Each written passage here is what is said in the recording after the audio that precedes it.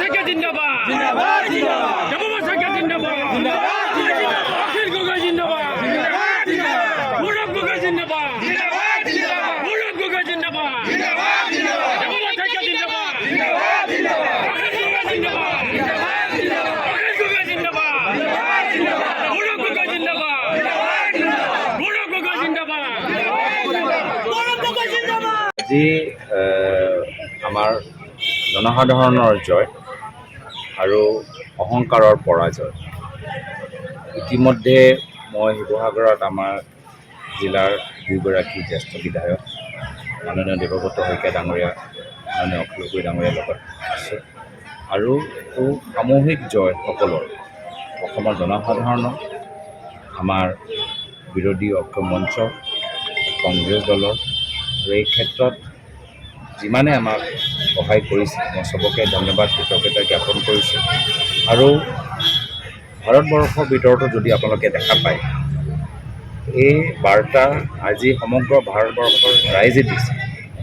অহংকাৰৰ পৰাজয়, লোকতন্ত্ৰৰ জয়। আৰু ইতিমধ্যে আমাৰ গোটেই ৰিজাল্ট স্পষ্ট হোৱা নাই, গধূলিলৈকে ইণ্ডিয়া এলায়েন্সৰ চৰকাৰো হোৱা সম্ভাৱনা আছে। আৰু সেইকাৰণে অলপ দিন আগতে যে এক্সিট পল লৈ বহুত চৰ্চা চলি আছে, এই চৰ্চাটো ৰাহুল গান্ধী ডাঙৰীয়াই একেদিনে বন্ধ কৰিলে যেতিয়া তেওঁ ক'লে যে এইটো মোদী পল।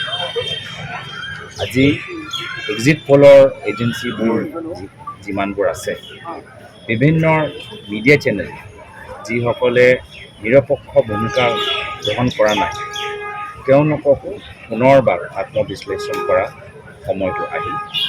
মোৰ ফালৰ পৰা মই ইমানেই ক'বলৈ বিচাৰোঁ যে প্ৰায় ডেৰ মাহ, প্ৰায় দুই মাহ পৰা মই ৰাইজৰ মাজত এজন প্ৰতিনিধি হিচাপে আছোঁ।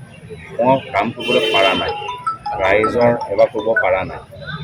আশা কৰোঁ যে অহা কাইলৈৰ পৰা ৰাইজে যি আশীৰ্বাদ আমাক প্ৰদান কৰিছে, এই আশীৰ্বাদৰ বিনিময়ত আমি য'ত য'ত অঞ্চলত গৈছোঁ, য'ত ৰাইজৰ বহুত সমস্যাবোৰ আছে, সেই সমস্যাবোৰ দূৰ কৰিবলৈ কাইলৈৰ পৰা আমি কামত লাগিবলৈ আমি আমাৰ চেষ্টা কৰিম। ঠিক আছে, অ'কে।